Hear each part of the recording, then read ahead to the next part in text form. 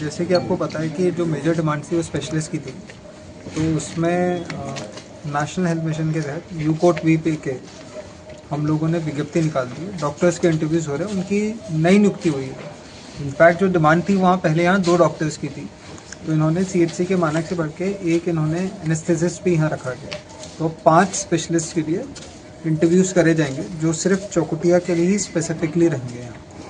तो ये एक बहुत बड़ी पहल है। उसमें सरकार 4 लाख to 6 लाख उन्होंने रखा है पर मंथ डॉक्टर्स के लिए। तो ऐसा भी नहीं है कि सैलरी कम है तो इस वजह से आएंगे नहीं, तो उम्मीद करते हैं कि इंटरव्यू के लिए जो आएंगे वो यहाँ ज्वाइन करेंगे।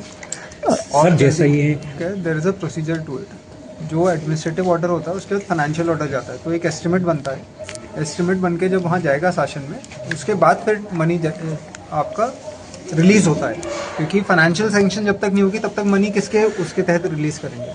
तो जो जिस विभाग को आई थिंक मंडी को मिला है इसको बनाने के लिए, तो वो लोग इसका एस्टिमेट बना के कर रहे हैं। उनको कुछ टाइम मांगा था, हो सकता है इस महीने के एंड तक वो बना देंगे। तो फाइनेंशियल सैंक्शन देने में सरकार को कोई उसमें मुझे नहीं लगता कोई अड़चन आनी चाहिए। सर बट मेरा इसमें यही संदेश है, देखिए सब लोगों ने आंदोलन इसलिए किया था कि व्यवस्था अच्छी हो जाए। जी ठीक है, किसी का इसमें पर्सनल एम नहीं था कि कोई पार्टी रिलेटेड नहीं था। सब चीज़ें इसलिए थी कि व्यवस्था अच्छी कर दी जाए। एक तो उससे अटेंशन आया, सरकार का भी अटेंशन आया, तो एक तो बहुत अच्छी चीज़ हुई कि इंटरेस्ट जनरेट हुआ, पब्लिक का इंटरेस्ट जनरेट हुआ, गवर्नमेंट का इंटरेस्ट जनरेट हुआ।